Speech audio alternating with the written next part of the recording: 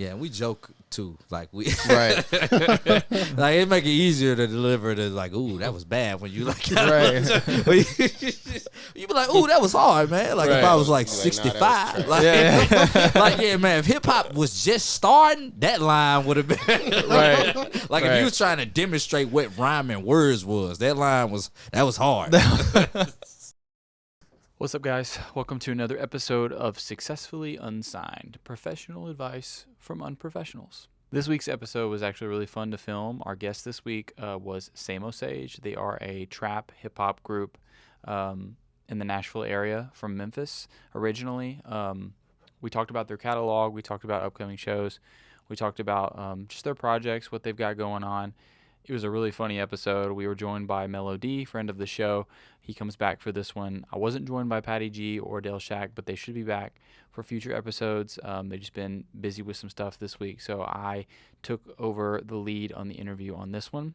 Please follow Samosage. I'm going to post everything for his catalog down below. Also, make sure to follow Melo as well. I'll link his Instagram down below. And as always, please follow, like, subscribe, comment on this video, share this video, rate this video, give us 5 stars on Apple Podcasts, Spotify, wherever you consume your podcasts. Make sure to go to our website, su-podcast.com, and check out what we got going on. Join our monthly newsletter. And once again, make sure to subscribe so you do not miss anything we've got coming down the pipeline. We love you guys, and we hope you enjoy the episode. Thanks so much.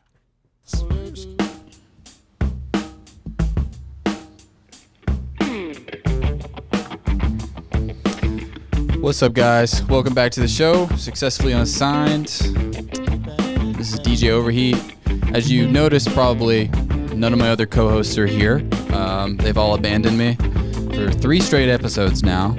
Well, not 3. I had Patty G on the last couple, but Dale is doing some Oklahoma business, so he'll be back with us. But we're holding it down. Melo is back, friend of the show. We've got Tonka with us today. I know what's going on. Hey. We got Blackheart Sage with us, and together they are Samosage. Yes. Thank you guys so much for coming on. Man, thank you so much for having us. Yeah, man. It's been a long time coming.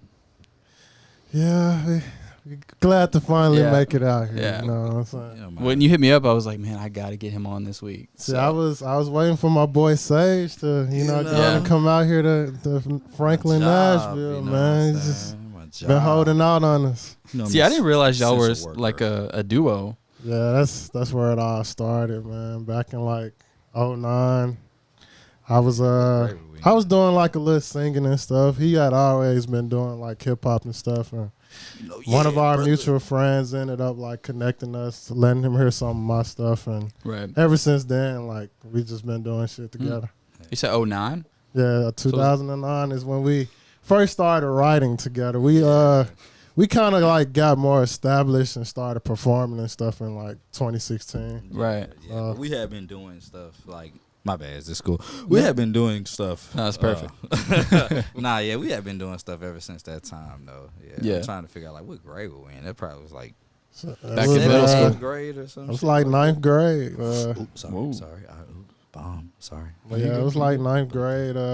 We just started like back then. Hip hop was at a place where like a lot of people were doing like mixtapes, and like Lil Wayne was going on legendary mixtape runs, and just everybody doing that. So we like every week we'd be like coming up with like a new mixtape with like 10 plus songs. Y'all working on our craft. When you sent me your catalog, man, lots of ideas. I can tell and that's very sporadic too. We took a lot of. Well, it wasn't that we took a lot of stuff down, but a lot of stuff we wasn't. You know what I'm saying? We didn't own the beats or like whatever that stuff. So it was like probably like 5, 6, 7. Probably like anywhere between like that and 10 mixtapes worth of stuff that's like on sites like that. Piff. Y'all had like a greatest hits album immediately. Man, that stuff was a long time ago. isn't quite at the level of stuff that we do now. But you need it to measure growth. A little bit better than what that was. Right. A little bit better. Like, so if you don't mind, just share. Now you shared how you met, but how'd you both grow up? And how was your music taste like when growing up, and how'd you come to be? Me personally, when I first got into music, I'd say I was probably like below 5 years old. I remember the first thing that captivated me was this group named The Temptations. I ended up seeing their biodoc, and like I watched that movie probably like a million times, and ever since then, like will just be singing and trying to like My Girl Temptation. Yeah, My Girl. I was like, this like obscure group called The Temptations. You may have heard of them. Right.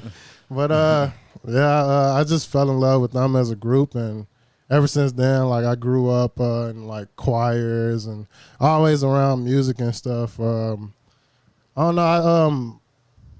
Because I grew up with my mom and she's like a real big fan of like neo soul, like type of records and R&B. Right. I always grew up around that, like artists like India Ari and. Right. So you were a singer. Yeah, I mean, kind of. Yeah, Layla Hathaway, and just a lot of stuff like that. And I don't know. I didn't really get into hip hop music until kind of like later in elementary school, probably around like 5th grade is when when YouTube was like first on the scene. Taking off. That's when I kind of started getting into hip hop and Lil Wayne and Eminem, Tupac, stuff like that. Right. And ever since then, I don't know, like started working with this guy and it just made me want to start rapping. Put it on me. Okay. Becoming a lyricist. So you came from more of like you said like a neo soul background. Yeah. Okay. Yeah. So about you? Man, to be honest, like I think some of like my earliest musical memories was like man, my mom was like very heavily involved in church and stuff. So like, you know what I'm saying, it started there, like as far as like going to her choir rehearsals, then eventually having to, you know, get in a choir at church. But I wasn't much of a singer. I kind of croon and stuff now, you know what I'm saying, the stuff that I do. It's not a whole lot of it out now, but like man, let's see. Other than that, I was in like band in school. Let me see. I did like trombone and stuff, probably like high school. Trombone. Yeah, you know, marching band. Shout out Mr. Newsom. You know what I'm saying? Damn, I forgot the other guy's last name, but I know his first name is Mario. So shout out to you too, bro.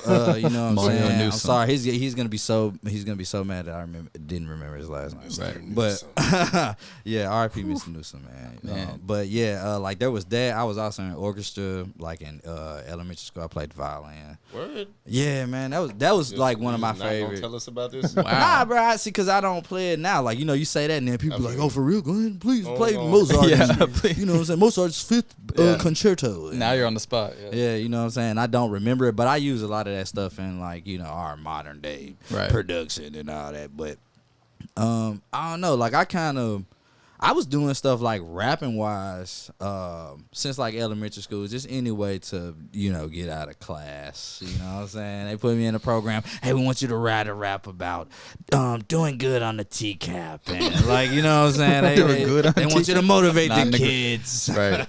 But like, yeah, I liked stuff like that. My dad had a bunch of like old rap CDs.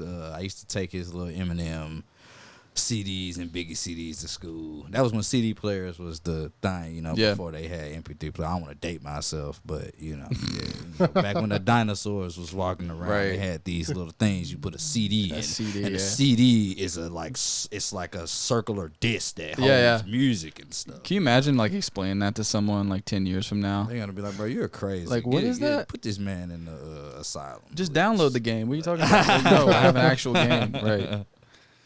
But yeah, I think that's probably where it started with me. Okay. And by the time I linked up with him, I was like, I was doing my own little crude recordings, you know what I'm saying, computer mic. I think from he was Walmart. like, I think he was one mixtape, man. You know. Yeah, right. Yeah. Like one thing that I wanted to put out to the world. I had a bunch of like failed recordings. It was a bunch of, you know, me trying to make beats. I was messing with FL when it was like FL3. So it's like I ain't really know. I didn't really know what to do. I feel like I didn't start getting good until we actually did like our first project as you know, another group that was under the Undefined 901 moniker and stuff. But yeah, man, my musical stuff is all over the place though. I don't really know how. Okay. I ain't really good. So you're from Memphis, right? Yeah. And you're from here? We're both from Memphis. Yeah, okay. we're both from Memphis. Yeah. So y'all met out there. So when you first start getting music together and writing together, what was that like? What was that collaborative process? Was it different because he kind of came from more of a neo-soul background, or was it more like y'all clicked pretty well together writing? It kind of was like I would more so like do a lot of the choruses starting out because I don't know, I wanted to be, when I was younger, if I could pick a person I wanted to be like, it was like Chris Brown or something like that. Don't know your name, but excuse me, miss. I was trying to always embody like holding up like vocals. Were you like challenging people to crump battles and stuff? Yeah. I could not see what's crazy is I can't dance at all to like, save my life. So that's a weird person to try to embody. But as far as singing and artistry, I was trying to do that. So like the way we would go into our records is I'd figure out like a melody or some singing I could do on it. And he just always had like crazy bars since we started making music. So you released Super Saiyan 4 or SSJ 4. What was it? What would you prefer me call it? We reference it as SSJ4, but that's what the thing is short for sure. Right. Like, so y'all released that in 2016, right? Yeah, I'm trying to figure out by that time we had already been doing stuff as U901 by that time, Yeah, it went by the name U901. Yeah, okay. It was like that. That was a sort of like Wu-Tang style collective. You know what I'm saying? Just a bunch of our other cool, dope friends musically. Shout out Sun Hero, Foe, Nas. It was a lot of different people that went through it. Yeah, that went through that like lineup. When we were doing the thing and stuff, but. SSJ4 was just, you know what I'm saying? I'm not quite sure how that came about. I think at that time, I'm not sure if we both were working at Taco Bell then, but I know for sure. Is that where it came to you? At Taco Bell? I know he was at work for sure, and that was like something I started before he got back, and I think like as soon as he got back, he probably just got to work on it. Right. Like so you're more like the lyrics guy, and he's more of the beats production type element, or how does that dynamic work usually? Well, we're both the lyrics guy, respectively, and because he kind of handles most of the mixing and all that other stuff, I kind of try my best to pick up on the production end and stuff. But we always refer back and forth to each other about certain stuff. You know what I'm saying, to make it better. Like, you know what I'm saying, if I'm producing a beat, I'm gonna wanna if he already had something dropped to like a loop or something that we did, I'm gonna wanna do stuff that embellishes certain points in his verse, and I might say like, how you feel about this, or but at the end of the day, I have to send him the stems to the beat, and if stuff is not right, he will take the liberty to like correct stuff or make it, you know what I'm saying, whatever worked best for the song. So okay. And then you go from that to now. Was that the one that 2018 from? Oh yeah, that's from the B project. Yeah. What was that one like? I mean, 'cause that one's a little more chill. It feels like. Man, that was just another different thing we were doing. I'm not quite sure what we were like, where our mental place was when we were working on all the songs for that project, but. I feel like during that time, I was listening to like a lot of Kanye and just auto-tune, like melodic type of hip hop stuff. And I don't know, I just, with that particular song, in my music, I always aim to like try to inspire other people and just, give them an uplifting energy. And that was one of the ones we hit right on the head. I don't know, like, what he was going through at the time, but he was just like producing some of the most weird, crazy beats that I've ever heard him make. And I don't know, like Now comes from off of a project called B, and it was like one of our first like EPs when streaming services really became a thing. So that's like our first one up on there. And I don't know, I just felt like we were in a certain like zone, like mentally, to where that music just is a snapshot in time that's completely different from any other thing that we've done so far or after. So I feel like a lot of stuff, I know I use SoundCloud a lot for some of my like earlier stuff, and it just it shows you how much you've grown to where you are now. It's kind of like a measuring stick. So do you feel like you guys have evolved in a way different direction than where you were back then, like in 2016, 2017, or do you think that it's been pretty much uniform all the way through? I feel like it's a little bit of everything. Like, in some ways, I feel like, you know, we kind of were always doing, you know, the things that we're doing today, but then, like, you know, they ended up getting a little bit more refined. We kind of figured out, like, stuff, like, what are our strengths, what are our weaknesses, and the stuff that we had as strengths, like, we continue to hone in on that. Some of the weaknesses we dropped if we felt like it wasn't conducive to what we were trying to do, but other weaknesses we did actively try to, like, say, okay, well, we need to improve. Like one thing in particular, I think with B, that also was a snapshot of us being like, man, like, we really didn't have a lot of beats. Like, we knew producers, but we didn't have the money, you know what I'm saying? Right. Shout out producers taking themselves seriously and all that stuff. But like, we didn't have the money, you know what I'm saying? So then it became a thing of like, well, we gotta, you know, do what we can to, you know, make stuff our own way. We could always keep going to find these free beats and do stuff like that, but it still puts you in a box of what you're able to do, lease limits and all this stuff. Like, we kind of didn't want to continue to be held to, you know, those type of limitations. But creatively, it kind of ties your hands a little bit. I think we kind of, you know, some stuff we're doing, like, is just completely, you know, new to us as far as like stuff. Like, it's a lot of stuff that we've been working on that hasn't got released yet. So I'm speaking from the perspective of being able to check all that stuff all the time. But like, we got a lot of stuff that's super far left, I think, from what we usually do. But we have found a way to make it our own sort of thing. So. I feel like for me personally, like moving out here and working with Justin Eberhard, my boy Melo Holden. I kind of feel like being around them forced me to evolve quite a bit. Me has a way of doing that. Yeah, he's amazing. Me and Justin, we had like started working on this project called Zygon, and it's just like a completely different style than like what I've ever done. It's kind of like soul sample-y, like type of music and stuff like that. So it took me, it put me in a like different headspace creatively, and like in crafting that project, it kind of showed me a little bit of like what it really entails to like craft a whole project, a whole album, and really like just hone in on just different concepts and trying to capture the emotion of like what the song is trying to convey versus just getting on a song and being passionate and stuff like that. So I feel like working with them like has really like just bumped me up a couple levels. And that was my next question, was like working at Dark Horse and like being around that creative process all the time and like seeing other artists go in there and work. Does that inspire you at all? Because I know when I was over there, I walked in the studio, you was like in the dark mixing. Like, what are you doing, bro? He's like, I'm working on this beat. It's definitely, man, inspired me a lot. It's just all the different people that I've met on this journey moving out here have just been very instrumental in like the stuff that I'm doing right now. And just I don't know, when you step into Dark Horse and see that place, and it's just an immediate vibe that you catch.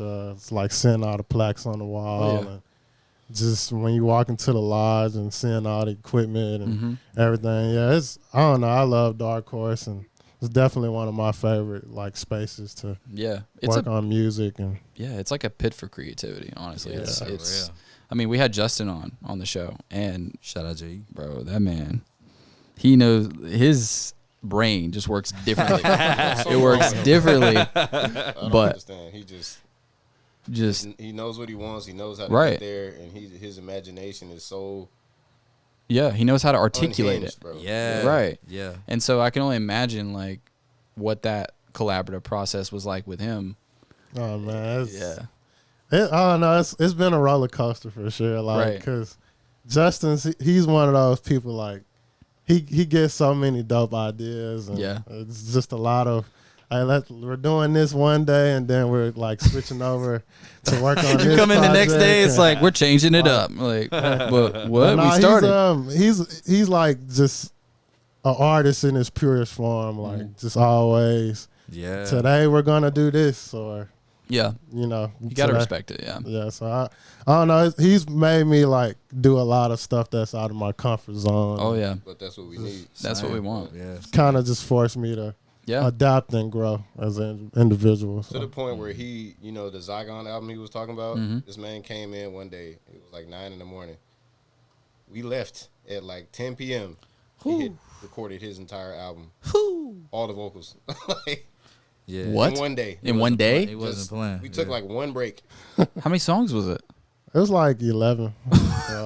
Yeah, bro. Perfect. The perfect takes. Insane, bro. Perfect takes. Only the perfect It's really takes. just like when you working with a whole bunch of people that like, I don't know, I just look at all these guys as just super powered. Yeah. Just mutants and shit. Right. Like, you gotta keep up. You gotta up your game like every day and just be on it. We had Holden on too, and he said the same thing, which is like everybody in that place. Because I feel like everybody there picks the other person up whenever they're kind of in a slump. Yeah. Another thing too is like, I don't know, being around them has helped me to like refine my ears as well. Yes. Like, a lot of things that I would go into music and not like really think about, or like they hear it and it hits their ears and be like, oh, nah, we need to do something about that. We gotta do something. Let's fix that. And Melo has definitely like helped me as far as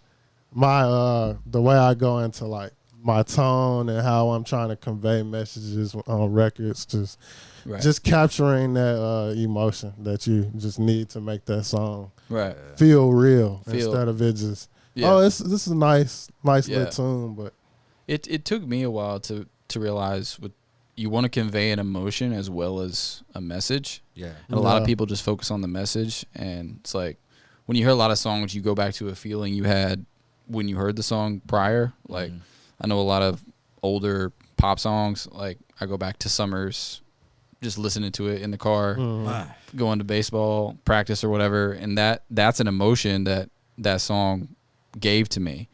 And it's like, you know the words, but you got to represent that when you record it. Right. Yeah. So that's what I find with y'all's music too, is like it does convey an emotion as well as a message, and I really appreciate that. Oh, that means a lot, bro. Yeah. Thank you, because that's one thing I always kind of felt like that was a big hurdle for me. Really, personally, just trying to figure out the fine line of like, hey, like I want to say the words correctly. I want to do, what's right for the sonics of the verse. But it's still like, I know I wrote the thing, so I'm convicted to what I'm saying. But like, how do I deliver this for the just casual everyday listener to know that I'm like, for real? And then it resonate with them to where they like, nah, man, I felt that feeling before. And that was exactly how I said it. Like, yeah, that's what you need. Just find a way to articulate it where people can relate and understand. And one of the problems with a lot of my music too was like it was way too long. Like I used to make like 5-6 minute songs. I thought I was Beyonce, but y'all, heat, man, 5 minutes. It's got to come back, bro. Somebody has got to keep that alive. And if the music is good enough, like it don't matter. Like you, like now you be getting mad when the song not long enough for like you be like, damn, I was just getting into it. Like now it's like 2.5 minutes. Like radio stations now, we just had somebody on who works at a radio station, and she told me like most songs now they're accepting are like 2.5 minutes, 3 minutes. Anything over there, and they're just like, you gotta cut it. If there's like no bridges anymore, I would need the streams. No bridges is crazy. No bridges. If I have a source, what's going on over here? But the streams. The streams, yeah. It's a lot of business talk and commodity. Right. It's like, what's your audience? Demographics. Yeah. Who are you trying to reach? But, so then I'm curious. You guys released the Spooky EP in 2019. Can I ask what the inspiration was for that? Halloween? Just literally Halloween? Halloween. Okay. Yeah, we really just wanted to make some turn, like loud, dark, punky sort of. Yeah, you know, it's just grungy, like dirty. Just Ashes was probably my favorite on there. ooh, wow, it's crazy that you say that. That's probably one of my favorites. That one was hard. That's definitely one of the ones when we perform it live. Like the crowd never fails to like get into it and stuff. So we definitely has something to do with y'all's energy too. I don't know how many people have seen these dudes perform, but it's look at this guy. energy that they have and exude that they feed off each other perfectly. Been around for a long That's what time. you When need. one of them is like clearly not doing something that's planned, the other one just picks it up. Oh no, it's crazy. That's a gift. That is a gift, though. It's crazy, bro. The energy reaches the crowd, right? And I always feel extremely inspired whenever I get done watching them perform. Watching them live. I appreciate that. Go back to the gym, right? I appreciate that. To the lab real quick. Ultimate love, man. Yeah, I think that it came from a testament of us. Like, I don't know, man. I feel like we bring sort of I think we bring a refined Adult Swim sort of vibe. Adult Swim. Rap, you know what I'm saying? Because like we obviously care about the skill. We came from like. We came from the people that we held high, the Lil Waynes, of course, the Biggies and the Tupacs and the Jays and the, you know what I'm saying? But, like, we able to touch bases with, like, the newer stuff that's happening because we came up around the time, the Kendrick Lamars and the Drakes was coming. So, it was like we were still knowing, like, we were seeing that sort of old guard come with a new face and a new style, but like we also witnessed the Young Thug period and we can't Gucci Mane, you know what I'm saying? Gucci Mane was a big thing, you know what I'm saying, when we were actually growing up, the G. So it's like we still got bits and pieces of like all of that, you know what I'm saying? I don't know. I think that it's a testament of us being able to just do a little bit of everything. So like we, it's not no real defined box we sort of keep ourselves in, so long as it look right, like the person that play piano on stage, and like to the person that don't know how to play piano, you know what I'm saying, they don't know when the person mess up if they keep doing like they keep doing this though, you know what I'm saying, that's just how it was supposed to go, you know? But it's improv, man. Yeah, we messed up a lot. So it's like now to work right on through that, like sound and just completely cut off as we perform. Like, and it's like, hey, you got to work with that sound system. We just clapping, no mics, just trying to keep the beat. And see, that's something I feel like is a gift, just to have that ability to like improvise on the spot and to just really feel. And that's again speaks to the message you're trying to convey, right? And so that energy is important. I feel like. As long as y'all have known each other, I feel like does that take a certain amount of time to develop, or does that just a thing? Does that happen immediately, like chemistry? I think it takes time. Yeah, really? I don't know, bro. It's like I think he's a cool guy. It's easy to. He's cool, bro. Like I feel like it's easy for people to want to be like, man, bro, let me hang around this guy, and you know what I'm saying. Bro. But like he's skilled, bro. So I just as somebody that's been rapping. To know that, like, to me, you could not say to me that, like, he started off just singing and he had he wasn't dedicating none of his energy to rap stuff. Like, because I feel like so much of that stuff still translate, even being a singer, even reciting somebody else's lyrics, so much of that still translate to what is done as being a rapper. But his evolution, even to somebody who say, okay, if I'm judging him from somebody who didn't start off rapping, I call myself doing this for years. You know what I'm saying? I call myself, I call myself doing this for years. He come through, he just blazing. Like, even they bring up the Zygon thing, but I bring it up again. So much of the stuff that he's been doing in our separation. So much of the stuff that he's gotten done since like he's been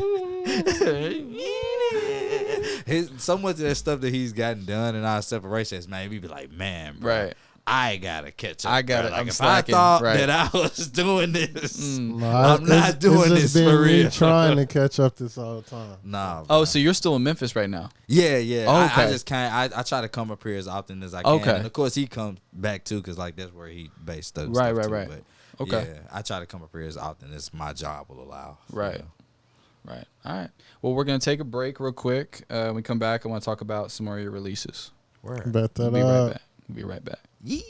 Hey guys, what's up? It's DJ Patty G. I hope you guys have been enjoying the show so far. If you want to go find more, go to our website, su-podcast.com. We have lots of cool playlists there, whether it be from artists that we've had on the show or with other independent artists from all over the world. Also, make sure to follow us at successfully_unsigned on all of our platforms, as well as Unsigned Podcast on TikTok. You guys will be our best friend if you go rate us 5 stars on all platforms. And if you like and subscribe this video, make sure to keep watching so you can see more of our shenanigans and other tomfoolery. Thanks, guys.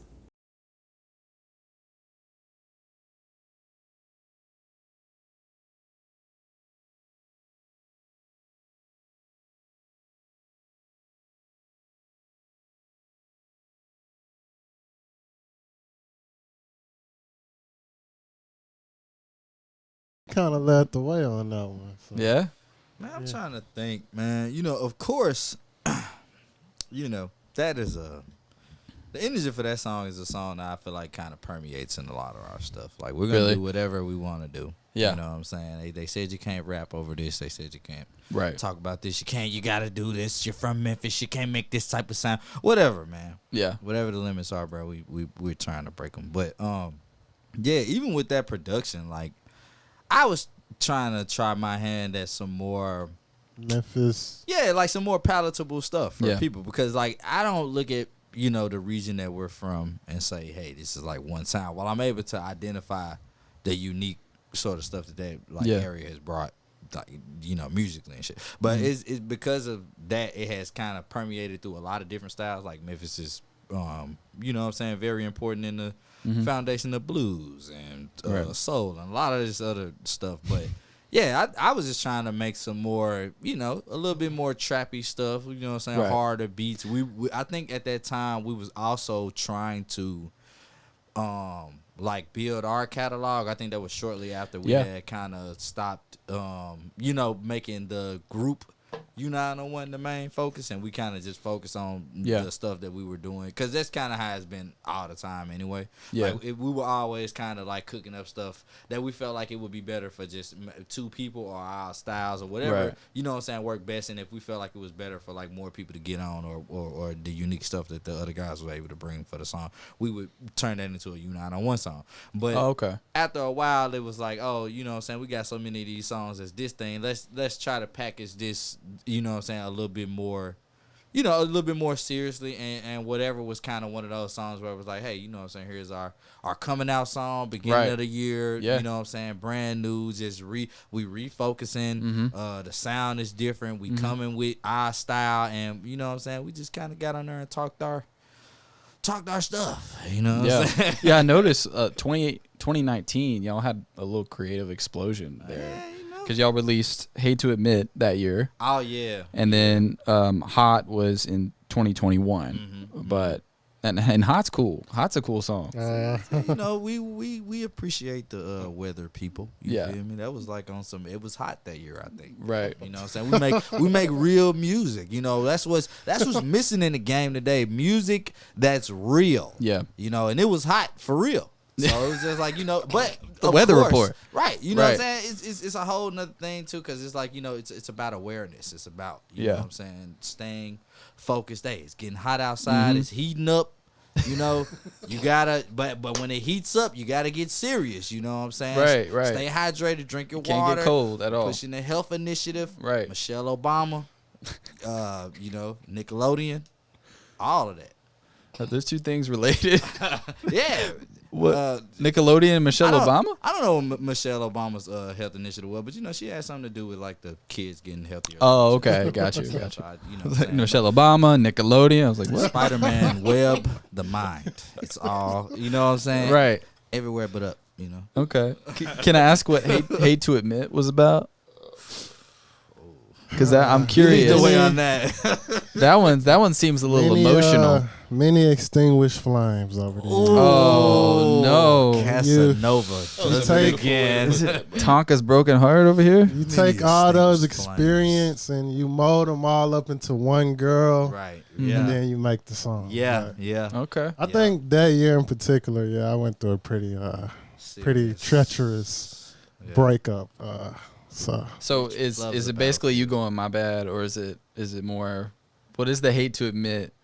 If you don't mind sharing, it's a beautiful question. Actually, I hate to admit that, like I really that I was gave right. you the top spot. I gave you the top spot, and look how you did me. You didn't deserve my love. So, you did me wrong. That's basically just the energy of that song, man. Okay. I went to be able to make that song. Man, if only y'all could imagine what I had to go through. Yeah, he went through some pretty real stuff. Like, as a guy that was on the inside, he man. Yeah. Shout out to you, girl. You know who you Shout are. out- Shout shout out out to you, to you. girls. Girls, Hate to admit. girls, Because you know who Plural? you are. Ooh. Yeah, he made Just the inspired like 15 songs. right. Yeah, you know what I'm saying? We the male Adeles. You know what I'm Melo saying? Tales. But in my position, you know, I'm on the other side. You know, he was a guy that did it all right, and he was, you know, his love was unrequited. You know? I was used and abused. All right. Ooh. She loved him and left him. Ooh. You know. But me, I was the culprit. Yeah. So it was my fault, you know. It's and poetic. it took me a long time to, you know, accept that. But in that song, by that time that I made that song, it was like, you know, I had already kind of been coming to terms to like, you know, the outcome of that situation, and it was more about like me sort of accepting, you know, part of me wanted to be on some like, look girl, look what I did for you. You know what I'm saying? I wrote this song, it's about this situation but like it's also me getting over the exploitational, Right. like, you know, I don't even know if that's a word, but like me exploiting that situation at the, you know, like, ooh, that's a good song, but at the same time, like, not only was I hurting that, I can look past it and say, oh, I got art, so I can get over it by doing this. But like that person that was involved, or the, you know, amalgam of those people that may have been transgressed upon, I'm sorry about that, you know, if you fit the description, but. And they also know before the song is made, too. Yeah. Like, I've done my apologizing with that stuff, too. Right. But, like, you know what I'm saying? I'm still, you know, taking accountability. I don't do no apologize. I'm still taking accountability for stuff. So, that I think that was the biggest thing for my contribution to that song, because it was just, like, as much as I hate to admit, like, man, you know, I want to be with you, but I can't. But it's like, I hate to admit that, like, I know why like, it's not like that, and I don't expect you to. Yeah, I get why you're not trying to do that anymore, you know, it's like a putting like a pride down. Yeah, type like vibe. You know what I'm saying. I'm and then like part of it too is like, you know, I have to do it from a perspective of not saying, well, look, I apologized, so now let's try it again. Good. But it's like, nah, I mean, like, it's me accepting that this is how it is, and then like there's no there's nothing beyond that, you know. Yeah, and see, I feel like that vulnerability, a lot of people, I don't know, people who don't write songs or they're not songwriters at all, hear those types of songs that artists write, and always hate feeling judged for writing those songs. But it's like, I don't feel bad, because that was a snapshot into that moment. Yeah. And even though that moment's over, it's good to have that there to see, like, okay, I conquered that, you know, that happened, and it's in the past, you know. And so other people are probably going through it too. Yeah. Like, that was another thing. That was like, by the time that happened, it was probably like, for me, realistically, it may have been like 1 or 2 months after it actually. And you never know who needs that, right? Like, someone could hear your song years later and be like, that spoke to me. Right now. Right now. Yeah. Facts. And that's what you want, honestly, as an artist. So then we go to Negate 2022, which I love. I love the album cover, the Yu-Gi-Oh card. Oh, yeah. Hey man, my God! Hey man, we're big anime heads. You know, I noticed. Yeah, I noticed that. That's very synonymous in a Dork lot of City, man. A lot of the stuff we do. Right. It's the so the description of the card on the actual cover. What is that? One of the lyrics in the song? Is it? I think we edited that like 2 times, and I think our first initial thing we were trying to we were trying to make the description of the car similar to how the actual car description is. Yeah, but yeah. We were just using like our general lingo. But I think the final version is the lyric from the thing, from the chorus, I believe. And what was the situation with that one like? What was that? Oof, that song went through a few. That song went through a few stages actually.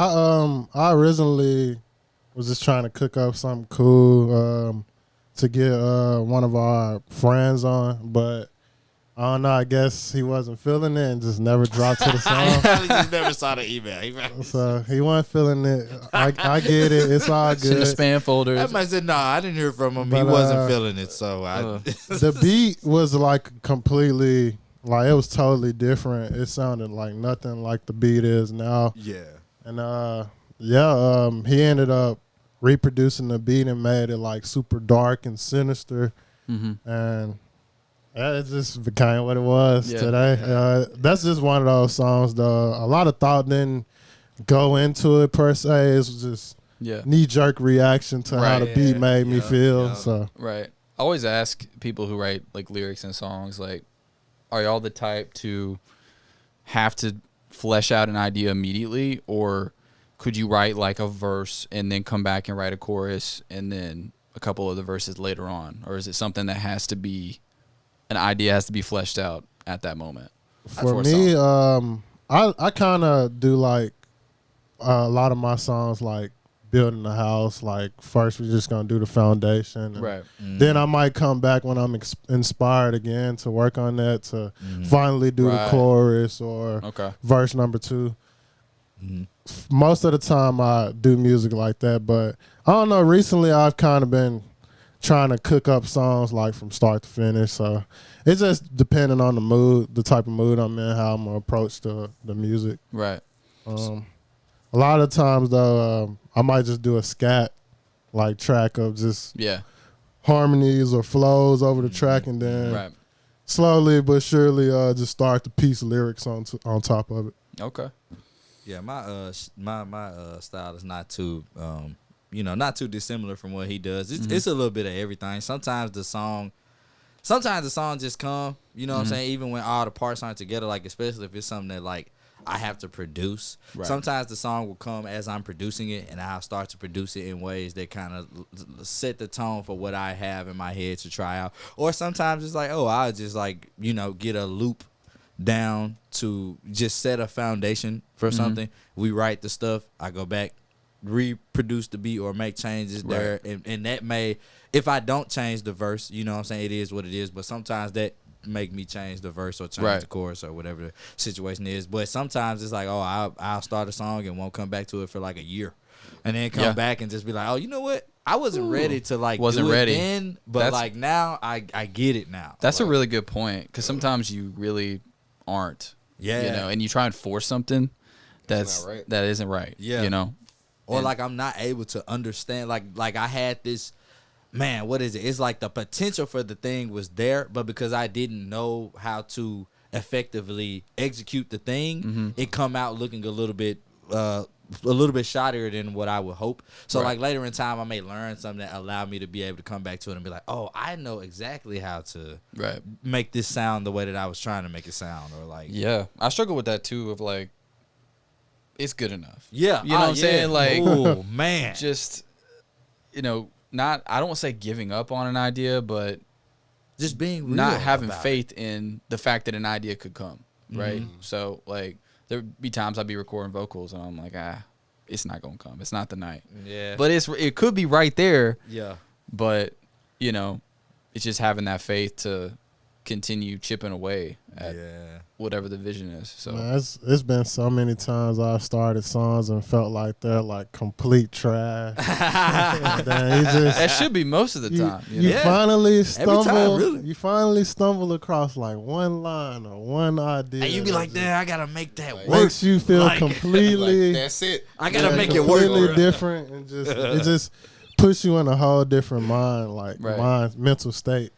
Now, when y'all have like, when you get an idea and you get something like a rough draft together, are y'all the type to send it to your friends or like send it to someone you trust to kind of critique it, or does it go through kind of a critique stage before you release it? Or He's really the only guy that I do that with. I try not to do it. Like, if I send it to somebody else, it's usually something we both did. Yeah. And then, like, I'm trying to get, like, input from them on how stuff sound. But by the time we do that, 9 times out of 10, it's probably already gotten to its, like, last stages. So it's just really about, like, hey, like, what is your first impression of this? You know what I'm saying? Right. That's what I'm always curious to know is, like, when people are listening, what is the feeling that's evoking? Yeah. Like, it is evoking from them. So I think for me, it's like depending on the project. Like if I'm doing something with like Melo and all them, Justin and Holden, like I like to get their opinions on stuff to just really, cause I don't know, I be wanting the people that I'm working with to also like enjoy some of the stuff that I'm coming up with versus like it just being something that I like and feel and stuff like that. Right. But yeah, mainly when it's just like, man, I'm cooking up, like it's just us relying on each other to kind of keep each other centered and it's kind of, that's cool, but that's kind of a little whack. I don't know. Do y'all disagree often on like what should be in, what shouldn't be in?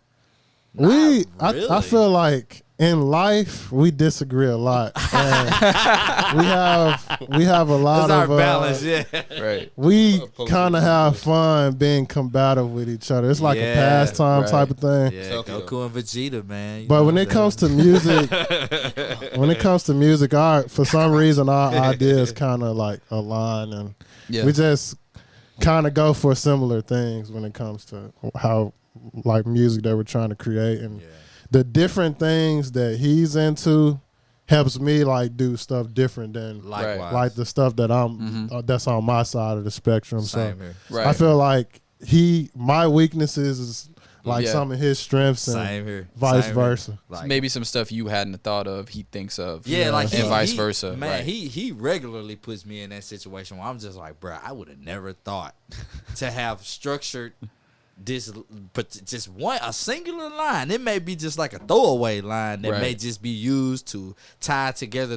But it's just the fact that I know that this is a guy that thinks about the music or thinks about the presentation of this art in the same way that I do, without necessarily having to always come to the same outcome. Yeah, I'm open to, you know what I'm saying, whatever he has as far as input or like any of that stuff. Because if I haven't thought about it, it's just like, hey, this is an alternate timeline where it could have happened this way. And I need to be aware of this because I wasn't able to process, me thinking that I could have processed all this stuff about my particular part. Here's another outside person that I know knows music for their own sake, but is able to process something that I hadn't even thought of for my own, like the thing that I'm responsible for, like giving as far as the song or the beat or whatever the thing is. Like that speaks a lot to y'all's friendship too, and the relationship that y'all have cultivated as brothers.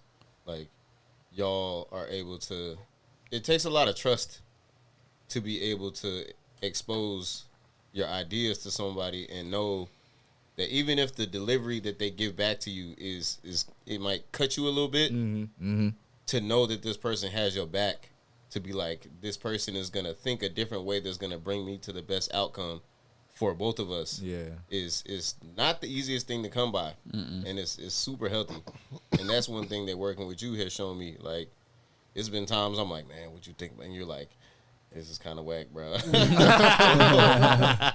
Or Sage will be like, you know, bro, I tend to try it this way. That's how I sound. Like, let you down easy. You know what I'm saying? And I'm like, you're right. And then I try it, and it works. Yeah. But it's just healthy to have that person that you trust to give you the opposite perspective. Yeah. And just be like, look, I'm gonna get you right. Right. But I trust that you gonna get me right too. Yeah. Right. Cause some people, you know, I just like, man, I like to live a life of, man, you can learn a little bit from anybody. But some people, man, I'm not taking no music advice from them. Right. It's like they think they've got it all figured out. It's like, man, you need to make a song about, like, man, the people who, I'm just like, man, that's like not about even Michelle Obama and Nickelodeon. Right, like, I liked it when you made the song about, you mean when I was like 14 and like didn't know nothing about life? Like, you like when I was making music like that? Like, nah, bro, like, I want to talk about the entirety of the situation, not just the the pacify me type of stuff. Right. And it feels like y'all don't have that pride element of like, if you come to him with an idea, he comes to you with an idea, it's like accepted in a way that's... Yeah, we joke too. Like we right. Like it make it easier to deliver to like, ooh, that was bad when you like right.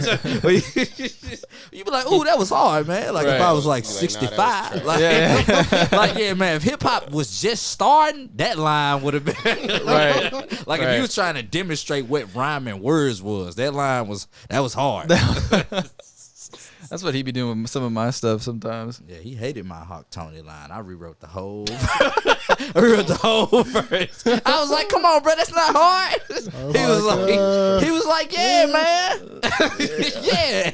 Anytime they're like, that's Hawk cool. Tony. Yeah. I was like, nah, bro, it's not hard. No, it was like, anytime this man's like, that's cool. That's when I know it's trash. That's when I know it's terrible.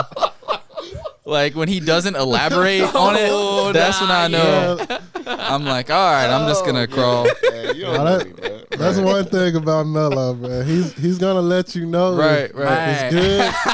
Man will not make eye contact with you at all. He'll just be like, that's cool. That's cool. Yeah. Wait, I gotta go to the bathroom real quick. I'll be right back. And then you're like, oh, that made me have to go. If that's what you're going for. Drop these kids off at the pool right quick. Right. It's just because when he reacts to something, he relocates. That's a joke we have. He just runs away. He's just like, oh, I love that. I love run around the room. Run around the room, do laps. Give me a slap knee out of that. Right. You know what I'm saying? As you're leaving. Oh, yeah. And J.E. and his man be sitting there like, anytime they tweak something, they'll like look over at me and be like, did he move? Did he move? Did he move?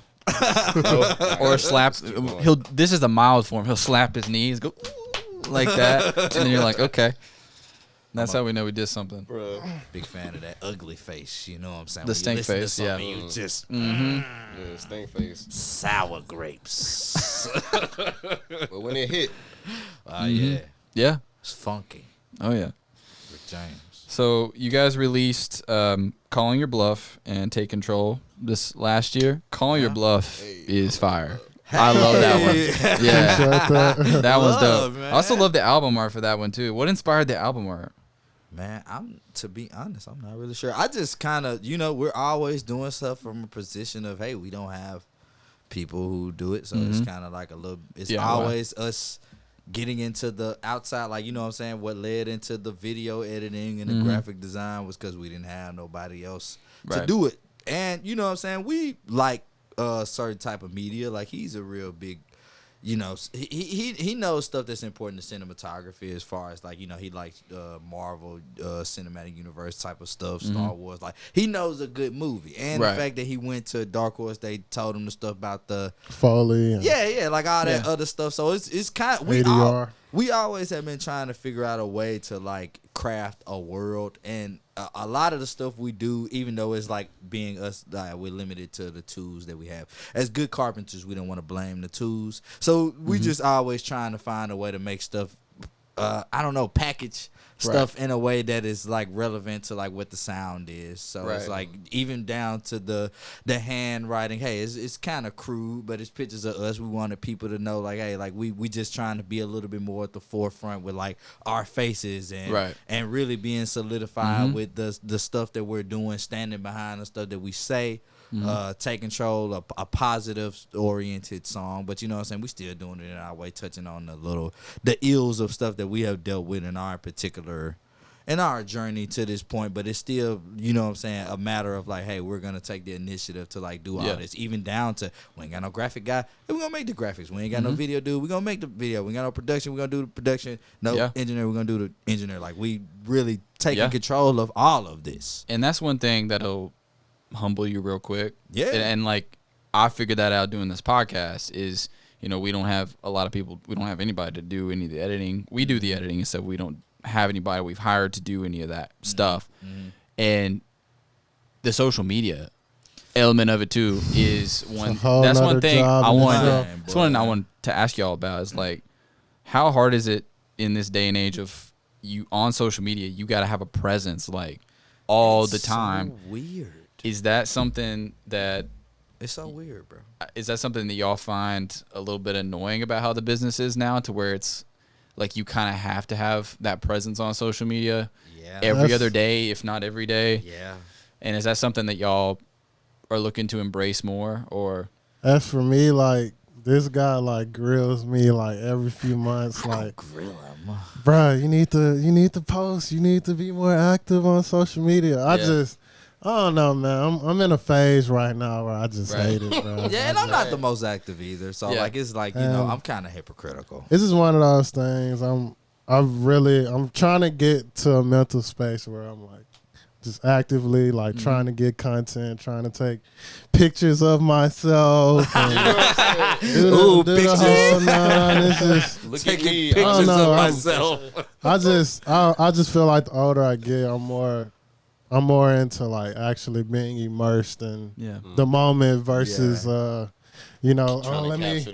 me worry about this so I can post it later and stuff like that. So it's definitely a headache and something that I'm just gonna have to get over because this is where we at with it. So Yeah, I think it's like kind of weird because we came from a unique time. You know, we came up with the MySpaces and the, you know, like, man, I used to do stuff like, man, I used to be in the chat rooms for real, ASL.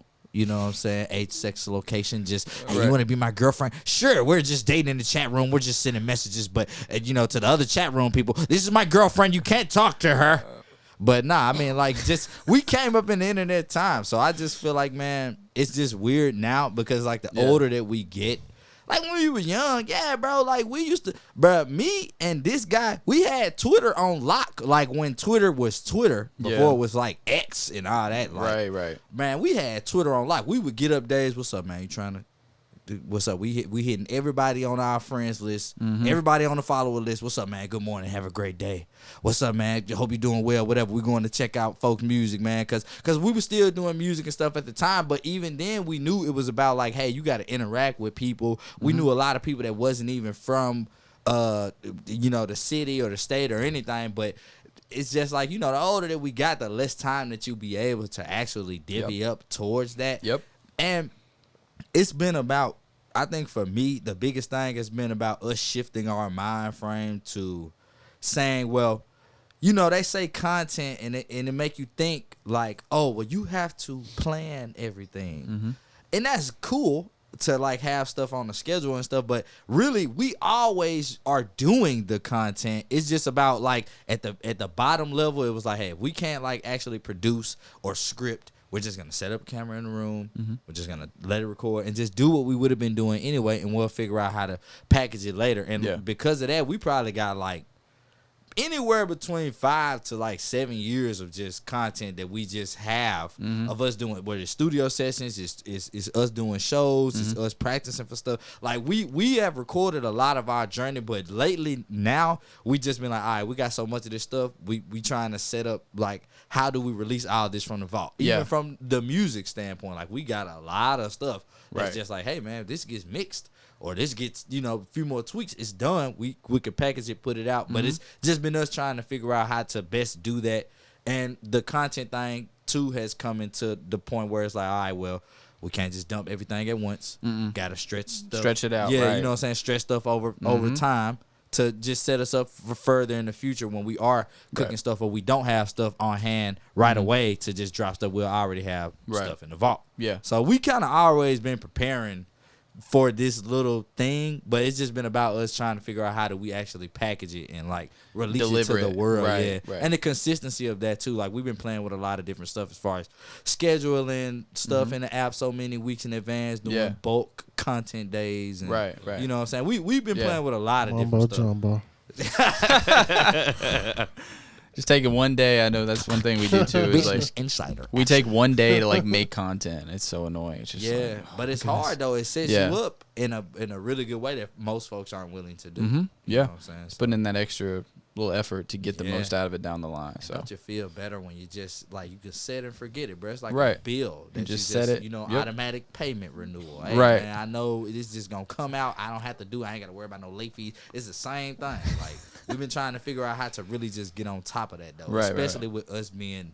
It's a lot more difficult with us being separated, but of course, we're going to find a way to do stuff. Like, All right, we're going to take one more break, and we'll be right back with the Show and Yell, and we're going to play a little game at the end here. Show and Yell. Let's go. Be right back.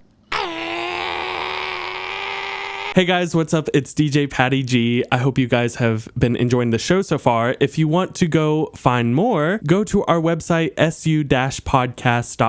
We have lots of cool playlists there, whether it be from artists that we've had on the show or with other independent artists from all over the world. Also, make sure to follow us at successfully_unsigned on all of our platforms, as well as Unsigned Podcast on TikTok. You guys will be our best friend if you go rate us 5 stars on all platforms. And if you like and subscribe this video, make sure to keep watching so you can see more of our shenanigans and other tomfoolery. Thanks, guys. All right, guys, welcome back. We're here with Samosage, Tonka, Blackheart Sage, Melo D. We've had great conversation so far. Love having you guys on. Thanks for coming out. Yeah, thanks for having Thank you, man. Before we get to the Show and Yell item, which I'm very curious about, since the day that's on the back is like the day after my birthday, so I'm very curious. So I wanted to talk real quick about the future of your group. Like, where do you see this going? What do you think, the genre is doing right now? What do you consider your genre? Like trap? Do you consider it trap? Undefined. I say Undefined. hip hop, R&B, alternative. Okay, Right. Alternative. Yeah. Okay, so do you see where do you see this thing going down the line? Man, I just see us establishing ourselves a lot more, being more consistent with releases and doing more shows and just being movers Growing and the brand. shakers, just really being out here and doing the whole 9 as far as just putting one foot in front of the other, I guess you could say. Yeah. Well, I feel like that genre is evolving a lot. Like I know a lot of trap stuff is mainly used for like EDM. Yeah. And a lot of that now too. Yeah. So that could be like a market, like having different mixes of. Oh, we've talked about that a lot, though. Yeah. Like just alternate versions. Another thing alternate we've versions. already done. We're also we're in the midst of trying to like start getting our stuff synced. And Yeah. We're working with some television. we're working with some people back home. Right. It's a really cool agency trying to figure out. It's just been about getting the logistics together. Like what I'm saying, because we do all of the stuff. It's been about us getting the. The spreadsheets with all of that, like, information as far as, like, ISRC codes and, the song information, BMI stuff. Like, so it's just about making sure all of that stuff is synced so that their job is easier when they actually start trying to pitch stuff. But, yeah, that's another thing that we're currently working on. It's probably been a little while in progress, probably, like, since the beginning of maybe, like, February or March, since we've been, like, in serious talks about it. But that's another thing that we've been working on, too. Getting some of the stuff that we have already worked on synced and possibly making, like, a separate catalog specifically for that type of thing. What's it like? I know you said y'all try to get together as much as you can, living apart and all of that. What is the live situation like? How often are you able to play shows? And man, whenever we got a show. Like, you know what I'm saying? We check with each other. Usually, like, somebody will hit us up, like, and ask us to be on the bill. But if not, if one of us gets a lead, we'll reach out to the other one and be like, hey, what's your work schedule looking like? You know what I'm saying? Or whatever. But we've been pretty good about trying to, like, schedule stuff to where it don't conflict with, like, real life situations. It's kind of been like that since the beginning and stuff. We're pretty good about trying to schedule stuff pretty early in advance, so much as early as 6 months if we're able to. You know? But yeah, we try to make sure stuff aligns. Like, we just actually had to. It's crazy that you say that. They just had to, like, decline the show from somebody because it wouldn't have lined up with both our schedules for this coming September. But it might be, like, other opportunities in the future. The people that reach out tend to know what's going on too. Right. So, like, that helps that they are willing to, like, work with the fact that we are just doing stuff however we can. So, do you feel like Nashville is a good market for the genre that you're doing right now? Do y'all play a lot of shows in Nashville, or have y'all played shows in Nashville? The biggest show that we've done so far was at the Woolworth Theater with Holden. As far as other shows that we've done out here, they've mainly been like house shows and stuff like that. And crazy. Those are like shows. Always cool. Like I love house shows for sure. Yeah. We haven't really dove very deep out into like the Nashville hip hop scene, as far as like really trying to perform and stuff out here. We're kind of like trying to get over a little hump of like just getting some newer, fresher like music out. Newer, fresher music. It's just I don't know. It's just always hard getting over that hump. Like when you feel like the music has aged to to the point where we got a lot of stuff that we just have been sitting on and we're getting it finished, but it's just like, hey, we gotta have some more current stuff to kind of go alongside that type of stuff. Like one thing for me, I love the creation aspect of music, but it's like once you get into like trying to really polish it and get it over that hump to be able to release to people, that's when I kind of just get a little procrastination and stuff like that. I'm always getting like new ideas. Oh, I want to do this song or work on this. Analysis paralysis. To where it's like now I have like 10 songs that need this little tweak or this little refinement to finally and they heat, finish it and put it out, but they heat. I don't know. Are you the type to like? I'm curious how long it takes from when you first have the idea to release. Usually, what is, like if you didn't, if you know, I think we all have a little bit of that procrastinatory element, just as artists, you know, being musicians.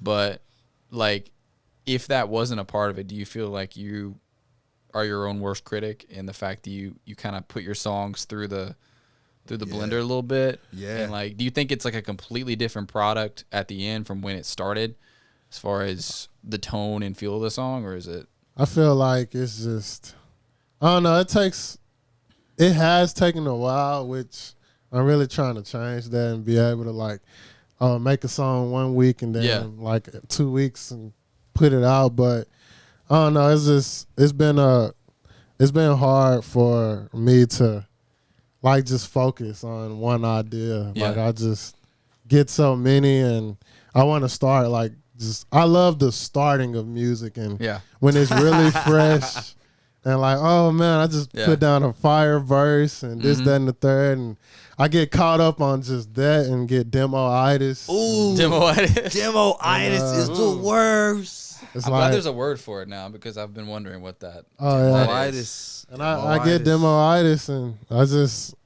kind of be just stuck in that loop of starting new projects and not finishing. So. But to everyone waiting on new music, it's coming. It's my fault. I'm gonna lock in. We're gonna get y'all some stuff, man. We finna go on the road for sure. Yeah, man. We got some stuff too. You did. Yeah. We got some more. Hey, matter of fact, maybe this isn't a good time to ask. You ain't coming over after this, Johnny. Not tonight. All right, bro. Okay. See y'all this weekend. All right, bro. We dropping, bro. We gonna drop food before I go. So, we're going to do some show and yell. This is a segment we do, as you guys know, on the show. We have an item that you've brought. You don't have to scream it, but just be like, this, you know, I don't expect you to just kind of loud. Just say it kind of loud. We just needed to put a little spin on it. So, go ahead and show us what you got. Show it to the world. This is our first ever. The first ever. U901 Samosage fan art poster board. It's kind of a ritual that we do at like a lot of our shows. We like to take the energy of like the people who are there at the show and like just tell them to like write down any little any little positive thing you want to give to us, and leave your mark. We got several of these. This was back when we had our first ever release show. 2017, baby. For our EP B. It was back at this venue called Canvas. Shout out to my boy Rob. He's the owner. Rob Coletta, baby. Always showed us love and just hospitality and would let us like throw crazy shows at his spot like whenever. Shout out to Chinese Dub Connection. Chinese Connection Dub Embassy. You know, my bad. Sipping. That's a mouthful. Yeah. Issues of the sip. Issues of the sip. Nah, they crazy. Is that like Chinese over there on the side? Did somebody put like Chinese on the side, on that left side? Where circled? Oh, a circle right next to the B. Who did this? I don't know who did that actually, but that was hard. That may have been did Pharaoh Kuma write his own thing on there? You know, Brett that painted the joints and stuff. That may have been his joint. I'm not quite sure. That may have been his. That's crazy. What gave y'all the idea to do that? Just want some like memorabilia from the show? Man, we really just like wanted to figure out a thing like. Yeah, like something to make it more interactive for the people, so it wouldn't just be like, "Hey, look at us perform." The show, like, you know what I'm saying. And we always try to involve people with the crowd, but like we feel like it's only so much that like banter during the show can do. And this kind of gave us an opportunity to like meet new people. You know, like us putting up the picture at the end. Some people would put their Instagram, so like it gave us an opportunity to connect with people, and like that sparked us with the you know, it's a little bit easier to just do email address like list type of stuff, or like if they really support, like it's a lot of people that like we just keep in touch with, just like hey man, like if we find a way to like, you know, give them some sort of exclusive experience, we try to reach out to them and like touch bases with them and like make sure that we're able to make that happen, because they supported us so early in this journey. So. Yeah, that's a lot of names, man. Yeah, we got a few different ones too. Like, you know what I'm saying? People draw pictures and just whatever they want to do to leave their mark. That show in particular, like that was like our second show ever that we like planned everything from the ground up. We're like the main, the headline on the bill and stuff like that. Was for like a release show. Like we got a crazy like crowd. Like we packed out. The venue was small, but we packed it out. Those are the best though. That you want that intimacy. Yeah, we gave away some like Grizzly tickets to that game. Oh really? Shout out to Angela too. She was a really big help and making sure everything went cool. It was a lot of stuff that happened with that show in particular too that like could have made it fall apart. Like I forget, we had a DJ, I think, so like it was like we had them booked up until like the day of the show, and like it was nobody else that we come through to, but one of our partners who was doing stuff with us through the U901 Collective, which was for what the release show was for, like that B project. He ended up reaching out to somebody that he was tight with, and they ended up coming sort of filling in. So it was just like a real cool situation where everybody sort of came together to bring a potluck of sorts. You know what I'm saying? Yeah, I like the interactive element. I think that's a good way to get people involved. And like you said, like show banter can only do so much. Yeah. They gave us a chance to talk to people beforehand. Yeah. We had to at least tell them like, hey, sign a poster board. Like that's another thing that we just do at certain parts of the night. You know, it's like it becomes such a regular thing that everybody else join in. When we call for, hey, what's up? Sign the poster board. Like everybody else that didn't sign it, joining in with the call to get other people, motivate other people to sign the joint. So, but yeah, I feel like that was a just defining moment in our career that just really showed us like, man, we can really do this. You have support, yeah. You know, we really put our boots on the ground and just spread the word. We can actually have people come out and, you know, indulge and experience music and have fun. Sometimes that's all you need. You just need to show them. Shout out to the early support, bro. No, for real. Shout out to the early support. That's when it matters the most, because it's like, you know, you get millions of fans. You can't respond to everybody, you know, one-on-one, but like the ability to do it right now, like when we see ourselves with an ability to do that, we jump at that opportunity. Yeah. Because you know, we so often feel like, man, we can do whatever we want to do. Nobody's watching. But, like, when somebody's watching and then they like the thing that we're doing, it's like, yeah, bro. Like, something about this person, like, it's deeper than just liking the music at some point. Like, it's like motivation, too. Yeah. It's like it gives you a renewed sense of drive, I feel like. Just having that affirmation. I don't want to say affirmation, but, like, having confirmation. Yeah, for sure. All right. Love it. So I feel like, you know, in honor of SSJ4, in honor of DBZ, I feel like it's appropriate to do a little Dragon Ball Z quiz. I have not seen all these questions. I don't know if they're super easy. I don't know if they're super hard. What's the answer rules? What do we answer one by one, or like? So what I would like to do is I would like to give you a question, right, for you, and then if you answer it incorrectly, you can steal. Ooh, and so y'all can. He's my adversary. Yeah. Let's go. All right, we ready? Yeah, we're ready. Okay. suspense. Who wants to be a millionaire? See, I already knew. All right. Who wants to win a million city? See, now Jimmy Kimmel's hosting that. That's so stupid. Anyways, what was Goku's name before he came to Earth as a baby? Oh, Kakarot. This is easy. What you mean? That's correct. Yeah. Question 2. Well, 20 points. You give him all the easy ones. Tonka. Raditz is Goku's Brother.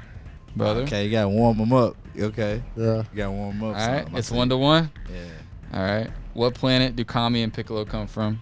Namek. Namek. Okay, man. What's up, nigga? What's up, So man? It's 2-1. What do all Dragon Balls have inside? Ooh. Trick question. Inside. What do all Dragon Balls have inside? Come on. Energy from the. You gotta be specific. No, yeah, because you finna go That could be a few super different science answers. level. Keep it simple. Keep That- it simple. It's the energy of No. Kami or whoever is the guardian of the earth. That's true. Stars. Stars is correct. See, I knew See it what was I'm saying? something. I knew it was You something could've said simple like dragons. that. I knew it was Right. something simple That like could have that. been a few different answers. Ooh, dragons. Yeah, it could have been that too, though. If you What going do by they have GT in canon. Red stars. Red stars. Well, they have. Well, if you, to be honest, the stars Inside are or probably on the ball. They're yeah. on the ball, They're right? on the but ball, but because the balls are like 4-dimensional, they're inside. Ooh, so do we? You So, see, that's you why want I to share said the you gotta answer? be specific. That could have been Share a few the answers. Share the answer. That was the 10, question. 10, 10. All right, question 5. Point So five. I think what Gotcha. is it 2-1 now or 3-1? 2-1. 2-1. 2-1. Okay. Well, You lost that one. So So now it's back to you. Okay. 2-1, baby. Krillin trained under who? Roshi. Wait, trick question. Are you asking me who he trained under first? Yes. Damn, I don't remember his name, but it's No, the you're guy- right. You're right. Oh, Master what? Roshi was right. See, he trained under that other guy. TN. first. Yeah, he trained under the guy that TN master was. I forget what his name was, but Krillin trained under him first. He ended up leaving that school to train under Roshi. Yeah. Okay. In case y'all wanted that answer. Easy questions, man. All right. 3-1.